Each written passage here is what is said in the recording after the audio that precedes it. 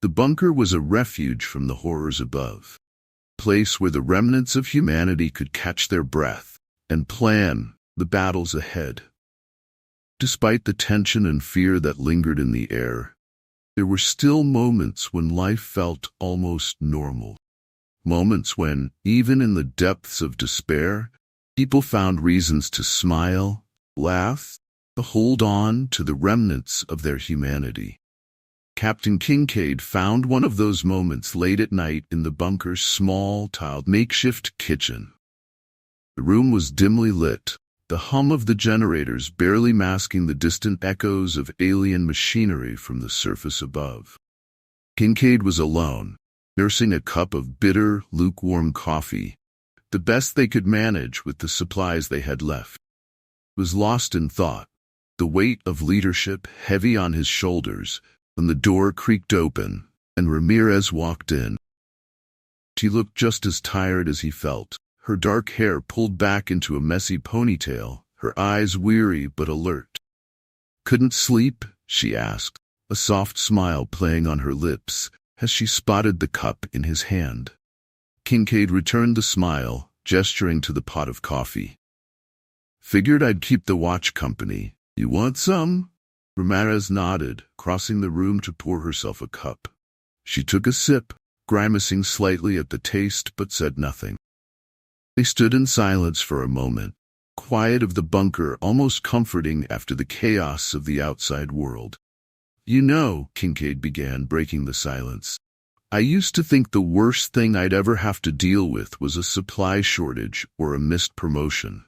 Now, here we are, fighting aliens with coffee that tastes like engine oil." Ramirez chuckled, sound light and genuine. "If you think this is bad, you should have tasted the stuff at my first duty station. We called it battery acid. I'm pretty sure it was used to clean the floors too." Kid laughed, a deep, rumbling sound that eased some of the tension in the room. "I'll have to remember that next time I'm feeling sorry for myself." They sipped their coffee in companionable silence, conversation flowing more easily now. Kincaid found himself watching Ramirez out of the corner of his eye, admiring the way she carried herself. Strong, confident, yet with a softness that seemed at odds with the hard edges of the world they now inhabited. "What about you?"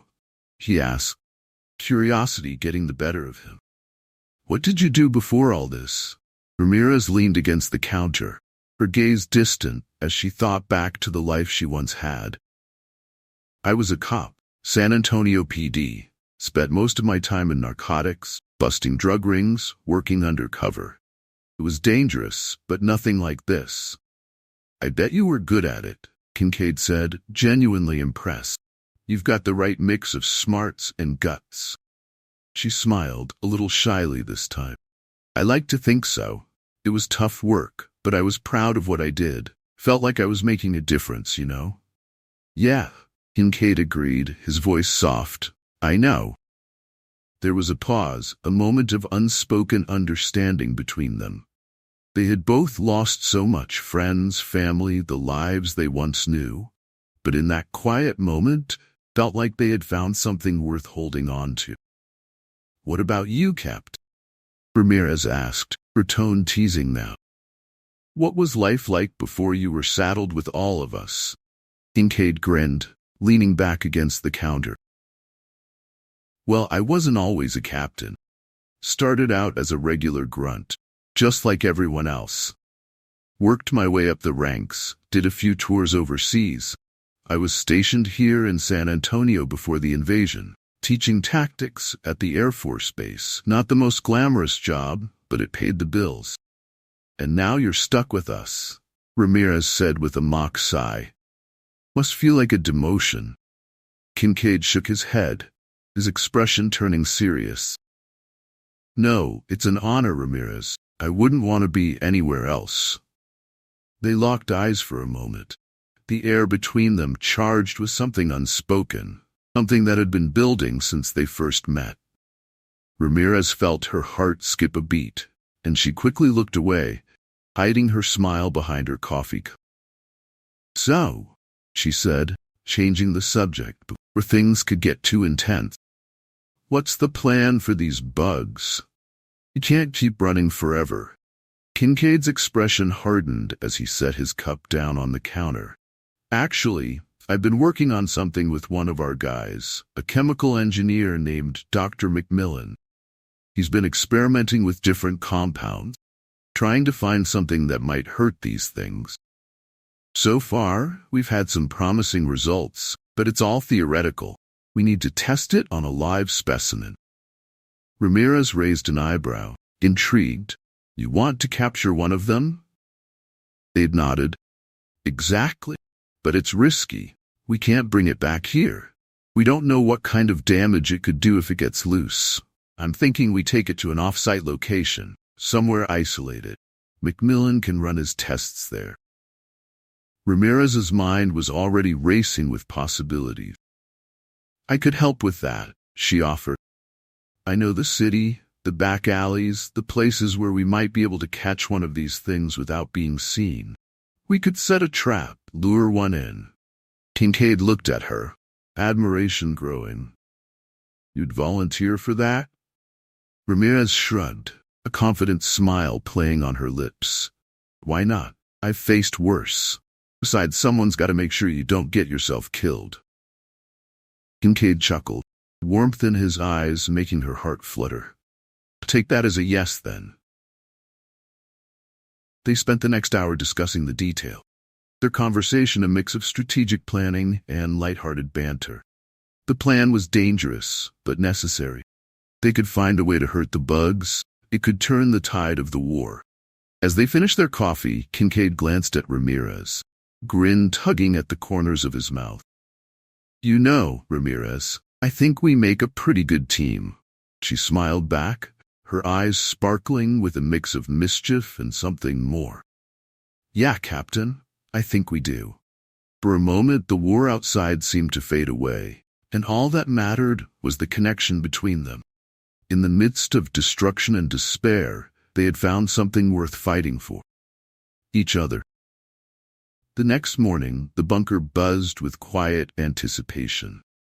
Captain Kincaid had spent the early hours of the day reviewing the plan in his head, making adjustments, and preparing himself for the mission ahead. As he stood in the central gathering area, the eyes of the survivors fixed on him, he could feel the weight of their expectations. All right, listen up, Kincaid began, his voice firm and authoritative, yet carrying a tone of camaraderie that had become his signature. We've got an opportunity here. An opportunity to strike back, to gather intel, and maybe, just maybe, find a way to hurt these bastards. The group, a mix of seasoned soldiers, ardent civilians, and those who had simply survived by sheer luck, listened intently. Ramirez stood beside Kincaid, her eyes scanning the faces of the people she had come to consider her family in the short time they had been together. They were tired, worn down by the constant threat of death. They were still here, still fighting. We need to capture one of the bugs, Kincaid continued. We've been working on some chemical weapons with Dr. Macmillan, and we need a live specimen to test them on. Ramirez and I have come up with a plan, but it's going to take guts and precision to pull it off. He paused, letting his words sink in. I'm asking for volunteers. This isn't going to be easy, and it sure as hell isn't going to be safe. But if we pull this off, it could change the course of this war. There was a moment of silence, collective breath held as the group processed the enormity of what was being asked of them. Then, one by one, hands began to rise. I'm in, said Martinez, former Marine who had joined their group just days before. His voice was steady, his resolve unshakable. Count me in, too, added Garcia, a wiry man in his mid-30s who had proven his worth time and again with his knowledge of the city's underground tunnels. Several others volunteered as well, each one understanding the risks but willing to take them for the chance to strike back. Kincaid nodded, pride swelling in his chest. Thank you, he said, his voice thick with emotion. We'll need every one of you. Turned to Ramirez, who gave him a quick nod before stepping forward to outline the plan. The idea is to funnel a patrol of bugs down a narrow alley, she began, her voice clear and precise. We'll use a snare made of a rope anchored by an air conditioner on top of the building. Once one of the bugs gets caught, we'll push the air conditioner off the other side, which will hoist the bug up by its leg. We'll move fast, disarm it, tie it up, and get it out of there before any of its friends show up. She pointed to a map laid out on the table in front of them, indicating the alley they had scouted the night before. This is where we'll set the trap. It's a narrow passage, perfect for bottling them up. Once we've got one, we'll use a side-by-side ATV to drag it to the secondary location for Dr. Macmillan's testing. Kincaid stepped back in, his eyes scanning the room. Everyone understand the plan? The group nodded in unison, the air thick with determination. They had their orders, and now it was time to act. The group moved out shortly after sunrise, their departure from the bunker shrouded in silence and caution. They were a well-oiled machine by now, each member knowing their role and the importance of sticking to the plan. Ramirez led the way, her eyes sharp as they navigated through the ruins of San Antonio. The city was a shadow of its former self, with buildings reduced to rubble and streets littered with debris. Alien patrols moved through the city with eerie precision, their insectoid forms casting long shadows in the morning light. Kincaid brought up the rear, his senses heightened as they approached the designated alley. Groups split off, each member taking their positions. Martinez and Garcia climbed to the top of the building, securing the rope to the heavy air conditioner unit that sat precariously on the edge. Ramirez and Kincaid stayed on the ground, waiting for the moment to strike. Minutes passed like hours as they waited, the tension building with each passing second. Finally, the faint sound of clicking mandibles and the metallic clanking of alien limbs echoed down the alley. The bugs were coming. Get ready, Kincaid whispered, his hand tightening around the grip of his rifle. The first of the alien patrol rounded the corner, its multifaceted eyes scanning the alleyway. It was followed by two more, their movements synchronized in a way that was both mesmerizing and terrifying. They moved with the efficiency of a well-trained military unit, their claws clicking against the pavement as they advanced. Ramirez held her breath, her heart pounding in her chest as the first bug stepped into the snare. It took only a fraction of a second for the trap to spring. Now, Kincaid shouted. Martinez and Garcia heaved, pushing the air conditioner unit off the side of the building. The rope snapped taut, yanking the bug off its feet and hoisting it into the air.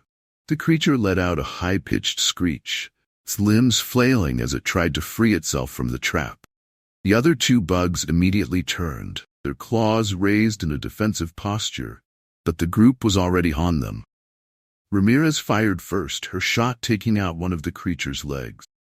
Kincaid followed up with a burst of gunfire, sending the second bug crashing to the ground. Move, move, move, Kincaid barked as the team rushed to secure their captive. Martinez and Garcia were already at the snared bug, using heavy-duty cable ties to bind its limbs. The creature thrashed violently, but it was no match for the combined strength of the group. Within moments, it was immobilized. Let's go, Ramirez shouted as she jumped into the driver's seat of the side-by-side ATV. Kincaid and the others hoisted the bound alien onto the back, securing it with ropes and chains before climbing aboard. The ATV roared to life, its tires kicking up dust and debris as Ramirez gunned the engine. They sped down the alley, the bugs still screeching and thrashing, but securely bound. The secondary location was a small, abandoned warehouse on the outskirts of the city, a place they had chosen specifically for its isolation. Dr. Macmillan was already there, his equipment set up and ready for the experiment. They dragged the bug inside, its alien form looking even more grotesque under the harsh fluorescent lights of the warehouse. Dr. Macmillan approached cautiously, his eyes wide with a mixture of fear and curiosity. "This is it," Kincaid said, his voice low. "Do your thing, Doc." Macmillan nodded, swallowing hard as he approached the restrained creature. He held a large syringe filled with a clear liquid, permethrin, chemical commonly used in pesticide. The hope was that this substance, designed to kill insects on Earth, might have a similar effect on the aliens. With a steady hand, Macmillan injected the permethrin directly into the bug's thorax. The reaction was immediate and violent. The bug's body convulsed, its limbs jerking uncontrollably as the chemical coursed through its system. Its screeches grew louder, more frantic, as it thrashed against its restraints. The team watched in horrified fascination as the creature's exoskeleton began to bubble and crack, the permethrin eating away at its outer shell. Minutes passed like hours as the bug continued to convulse, its movements growing weaker with each passing second. Finally, one last shudder, the creature went still. The warehouse fell into a stunned silence as the team stared at the lifeless body of the alien. The permethrin had worked. Perhaps not as they had expected, but it had worked nonetheless. "Holy shit," Ramirez whispered, breaking the silence. "We did it." Kincaid let out a labored exhale, realizing now that he had been holding his breath. "Yeah," he said, his voice tinged with a mix of relief and exhaustion. "We did." Dr. Macmillan stepped back, wiping the sweat from his brow. "We'll need more tests, more samples, but this is a start, something we can use." Kincaid nodded, his mind already racing with possibilities. This was the first real victory they had had since the invasion began. And it was a small one, but it was a victory nonetheless. "All right," he said, turning to the team. "Let's get back to the bunker. We've got a report to make." The journey back to the bunker was tense, every sound and shadow causing them to flinch as they navigated the ruined streets of San Antonio. But luck was on their side, and they made it back without incident. When they finally arrived, the team was greeted with a mix of curiosity and apprehension. Kincaid immediately sought out Ramirez, pulling her aside as the others filed into the main room. "We did it," he said, his voice low but charged with excitement. "We actually did it." Ramirez smiled, the wariness in her eyes giving way to a spark of hope. "Yeah, Captain. We did." They stood there for a moment, the weight of what they had accomplished settling in. The world outside was still a nightmare, but in that small corner of the bunker, they had found a reason to believe. "Fight back. We'll figure out the next steps," Kincaid said, hand resting lightly on her shoulder. "But for now, let's take a moment to appreciate. It's not every day you get to beat the odd." Ramirez nodded, her smile growing as she looked up at him. "I'm just glad we're on the same team." Kincaid chuckled, his hand lingering on her shoulder for a moment longer, or he let it drop. "Me too, Ramirez. Me too." They made their way to the briefing room, where the rest of the group was waiting. Kincaid stood at the front, Maris by his side, as he began to relay the details of their mission. As he spoke, the bunker seemed to come alive with renewed energy. The victory was small, but it was a reminder that they were still in the fight, that they were still capable of winning. And as Kincaid looked out at the faces of the people he had come to care for, he knew that they would keep fighting, no matter what next. Kincaid and Ramirez sat at a small table in the bunker's makeshift kitchen, sharing a quiet moment amidst the chaos that had become their new normal. A steaming cup of coffee sat in front of each of them, a rare luxury in a world where such comforts were nearly extinct. Kincaid took a sip, savoring the warmth. He glanced at Ramirez, who seemed lost in thought. "I've been thinking about the mission," Ramirez said, breaking the silence. "We got lucky with that bug, but it's only going to get harder from here." Kincaid nodded, his brow furrowing as he considered her words. "You're right. We've poked the hive, so to speak. They'll be on high alert now." Before Ramirez could respond, The heavy metal door of the bunker burst open with a resounding clang, startling them both. A soldier, wide-eyed and breathing heavily, stumbled into the room. "Captain," he shouted, his voice tinged with panic. "We've got wounded." Kincaid and Ramirez were on their feet in an instant, rushing toward the entrance. Chaos erupted. Two soldiers were dragging in a pair of severely injured comrades, their bodies limp and bloodied. The metallic scent of plasma burns filled the air, mingling with the coppery tang of human blood. "Get them to the med bay now," Kincaid barked, taking charge of the situation. The small team of survivors sprang into action, clearing a path as the injured were carefully placed on stretchers and rushed to the bunker's rudimentary medical facility. Ramirez grabbed one of the soldiers who had brought them in, her eyes narrowing with concern. "What the hell happened out there?" The soldier, still catching his breath, shook his head. "We were out on a scavenging mission, checking a few old supply caches on the outskirts of the city. We thought it was clear, but we ran into a large patrol of bugs. There was at least a dozen of them, maybe more. We engaged, but it was a firefight. They hit us hard, and we barely made it out with these two." Ramirez cursed under her breath, her mind racing. "Did they follow you?" "Don't think so," the soldier replied, voice shaky. "We lost them in the ruins, but they were definitely out in force." Kincaid, who had been listening while directing the medics, turned to the soldier. "How many casualties?" "Just these two, sir. But one of them, he's not looking good." The grim reality of their situation settled over Kincaid like a heavy weight. He knew the risks of scavenging, especially in a city crawling with alien patrols. But it was a necessary evil. They needed supplies and they needed intel on enemy movements. But the idea of larger patrols meant that their efforts to push back against the bugs had not gone unnoticed. "Get some rest, soldier," Kincaid said, clapping the man on the shoulder. "Take it from here." The soldier nodded, fatigue etched on his face as he slumped down against the wall. Kincaid turned to Ramirez, his expression hardening. "They're adapting," he said, his voice low.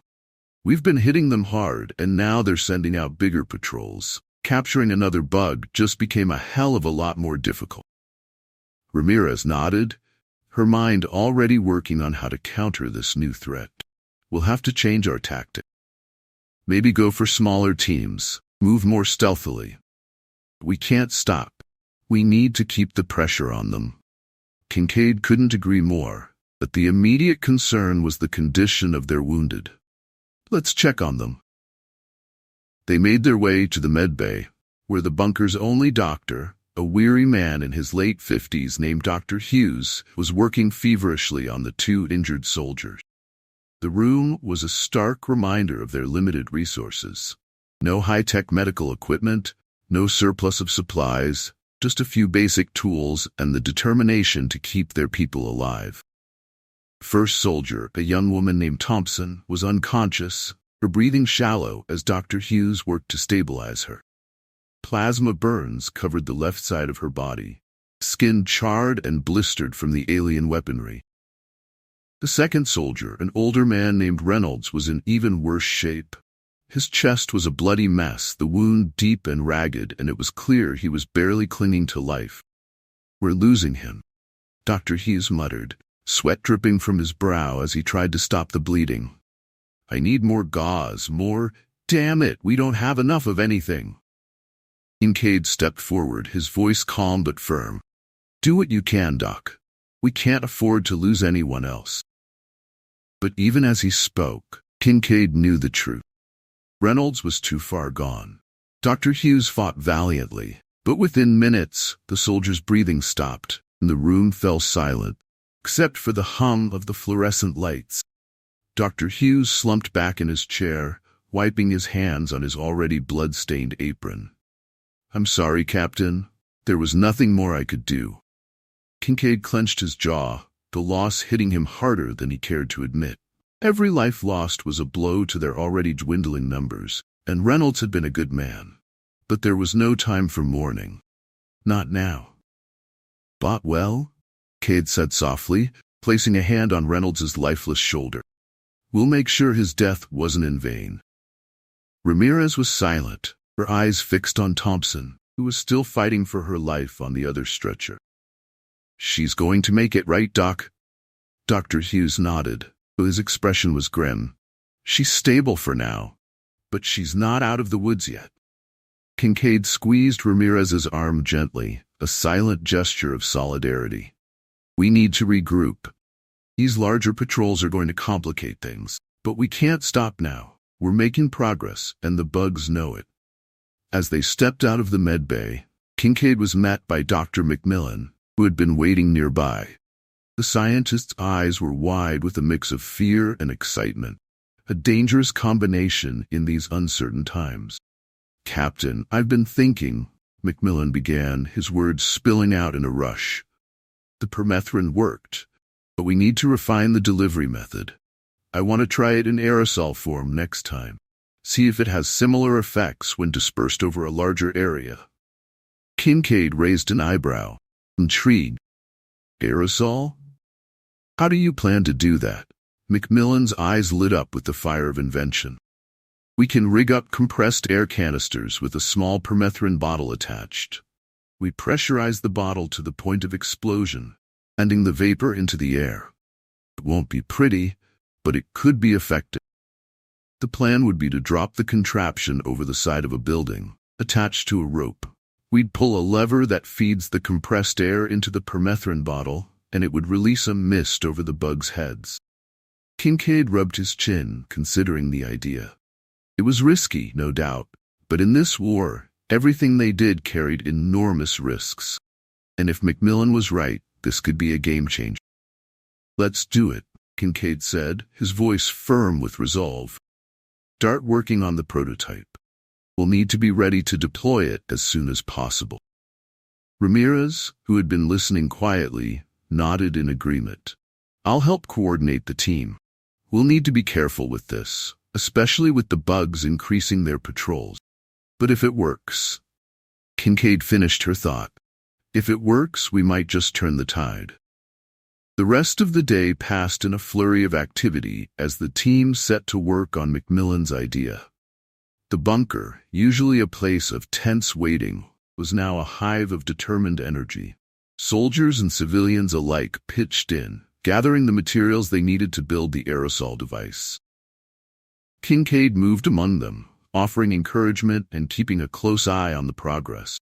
He could feel the tension in the air, the unspoken fear that any moment could bring the bugs crashing down on them. But he also felt something else. Hope. It was fragile, like a flickering flame. It was there. By the time night fell, the prototype was nearly complete. A makeshift assembly line had been set up in one of the larger rooms, with McMillan overseeing the final touches on the canisters. The plan was simple but dangerous. They would lure a group of bugs into a confined area, deploy the aerosol device, and observe the effect. Ramirez approached Kincaid as he stood by the door to the assembly room, her expression serious but determined. We're almost ready, Captain. Just need to test the pressure on the canisters, and we can go. Kincaid nodded, his eyes meeting hers with a mixture of gratitude and resolve. You've done good work, Ramirez. I know this isn't what you signed up for, but... She cut him off with a small smile. None of us signed up for this, Kincaid, but we're in it now, and we're going to make it out, together. There was a moment of silence between them, an unspoken understanding that went beyond words. They were two people brought together by circumstances beyond their control, but in that shared struggle, they had found something more. Let's finish this, Kincaid said, breaking the silence. For Reynolds, everyone we've lost. Ramirez nodded, and they turned to join the others, ready to set their plan into motion. The night was dark and full of danger, but for the first time in a long while, they felt like they had a fighting chance. The morning sun filtered through the cracks in the bunker's concrete walls, casting a dim glow over the group as they prepared for their mission. Ramirez tightened the straps on her gear, mind focused on the task ahead. Beside her, 5 soldiers were doing the same, their expressions a mix of determination and anxiety. Dr. Macmillan, standing off to the side, looked at the group with a mixture of pride and concern. "I should be going with you," he said, his voice edged with frustration. "I need to see the results firsthand." Ramirez shook her head, tone firm but gentle. "It's too dangerous, Doc. We can't risk losing you. Besides, I'll record everything on this." She held up a cell phone, its screen cracked, but still functional. "You'll get your footage." Macmillan hesitated, then sighed and nodded. "Just be careful out there." Ramirez gave him a reassuring smile before turning to the rest of the team. "All right, everyone, we're heading out. Remember, we're going during daylight this time. It's riskier, but we need to see what happens clearly." Team exchanged glances, the weight of the decision settling over them. Daylight meant better visibility, but it also meant they were more exposed. Still, they had a mission to accomplish, and there was no room for hesitation. They moved out of the bunker, the heavy metal door clanging shut behind them. The streets of San Antonio were eerily quiet, the once bustling city now a decimated shell of its former self. Buildings lay in ruins, cars abandoned and rusting, and the occasional echo of distant alien patrols reminded them of the danger lurking around every corner. Ramirez led the way, her eyes scanning the horizon for any signs of movement. The team moved quickly, ducking into alleys and behind debris whenever they heard the hum of alien patrols.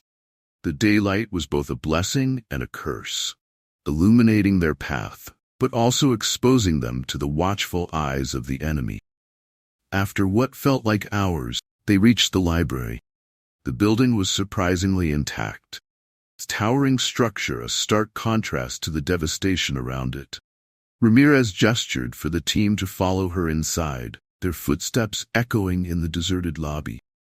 "We need to get to higher ground," Ramirez whispered, her voice barely audible in the cavernous space. "Let's head up to the 4th floor. We'll have a good vantage point from there." They ascended the stairs cautiously, their senses heightened by the silence that surrounded them. Every creak of the steps, every rustle of their gear, seemed amplified in the stillness. By the time they reached the 4th floor, their nerves were on edge, but they remained focused. Ramirez led them to the edge of the gallery, which overlooked a circular area on the ground floor below. The large open space was filled with overturned tables and scattered books, remnants of a world long gone. "This is perfect," Ramirez said, peering over the ledge. "It's out of the wind, and we've got the elevation we need. Let's set up." The team got to work, carefully preparing the aerosol canisters as Dr. Macmillan had instructed. They attached the canisters to a rope, securing them tightly to ensure they would drop straight down. Ramirez double-checked the lever mechanism, making sure it would release the pressurized air and permethrin at the right moment. But as they prepared the contraption, a sobering realization dawned on them. They still needed to lure a bug patrol into the library, and someone would have to do it. "I'll go," said a young man in his 20s, stepping forward with a determined look. His name was Carter, one of the newer recruits who had proven his bravery time and again. Ramirez met his gaze, expression serious. "Are you sure, Carter? This is going to be dangerous." Nodded, faint smile on his lips. "I'm fast. I can do it. I'll lead them right to you." Ramirez nodded, placing a hand on his shoulder. "Good luck. We'll be ready." Carter took a deep breath before slipping out of the library, his heart pounding in his chest. He moved swiftly through the streets, his eyes scanning for any sign of a bug patrol. Didn't take long. Within minutes, he spotted a group of 6 bugs, moving in formation, their insectoid bodies glistening in the sunlight. Carter's pulse quickened as he took a deep breath and sprinted across the street, making sure to stay within their line of sight. The bugs immediately locked onto him, their sharp claws clicking against the pavement as they gave chase. He led them back toward the library, his feet pounding against the ground as he darted through the entrance and up the stairs. He could hear the bugs behind him, their screeches echoing through the building as they followed their prey. By the time Carter reached the 4th floor, he was out of breath. The adrenaline kept him moving. "They're coming," called out to the team as he burst into the gallery. Ramirez nodded, her hands steady as she gripped the rope attached to the canisters. "Everyone, get ready." The bugs entered the circular gallery below, their alien forms stark against the dim light filtering through the windows. Ramirez waited until they were directly beneath them, their movements erratic as they searched for their quarry. "Now," Ramirez shouted, pulling the lever. Canisters dropped down, the rope unraveling as they plummeted toward the bugs.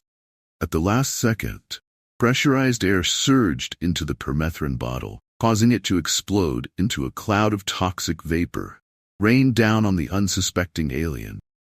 The effect was immediate and violent. The bugs screeched in agony as the vapor enveloped them, their bodies convulsing uncontrollably. Some of them began to vomit, their acidic bile eating away at the floor beneath them. Others flailed on the ground, their legs twitching in grotesque spasms. The sound of their screeching was overwhelming, a high-pitched wail that forced some of the team to cover their ears. But they didn't look away. They watched as the bugs writhed in their death, permethrin doing its work with brutal efficiency. Within minutes, the gallery was silent once more. The sick bugs lay motionless on the floor, their bodies twisted in unnatural angles, their chitinous armor cracked and oozing green ink. Ramirez exhaled a sigh of relief, lowering the cell phone she had used to record the entire scene. "It worked," she whispered, her voice tinged with disbelief. It actually worked. The rest of the team gathered around her, their expressions a mix of relief and exhaustion. Carter, still panting from his run, managed a weak smile. "Told you I was fast." Ramirez chuckled, giving him a grateful nod. "You did good, Carter. We all did." They quickly gathered their gear, knowing they couldn't linger. The mission had been a success, but they were still deep in enemy territory, and the sound of the bugs' death throes could have attracted unwanted attention. Moving swiftly and silently, they made their way back through the library and into the city street. The journey back to the bunker was tense, every shadow a potential threat, but they managed to avoid any further encounters. By the time they reached the safety of the bunker, the sun was beginning to set, casting long shadows across the devastated landscape. Ramirez led the team inside, the heavy door closing behind them with a resounding clang. Kincaid was waiting for them, his expression a mixture of concern and curiosity. "How did it go?" Ramirez handed him the cell phone, a satisfied smile on her face. "See for yourself." Kincaid watched the footage, his eyes narrowing as he observed the effects of the aerosolized permethrin on the bugs. When the video ended, he looked up at Ramirez, a rare glint of hope in his eye. "This could change everything," he said quietly. Ramirez nodded, confidence renewed. "We just need to refine it, maybe find a way to deploy it on a larger scale." Kincaid agreed, his mind already racing with possibilities. "We'll get McMillan working on it right away. In the meantime, get some rest. You've earned it." As Ramirez and the team dispersed to find some much-needed downtime, Kincaid couldn't help but feel a spark of optimism. They were still outnumbered, still outgunned, but they were learning, adapting. And as long as they could keep doing that, there was still a chance. A small but real chance of survival. Thanks for listening. Part 3 will be released soon. Please like and subscribe for more original stories and content.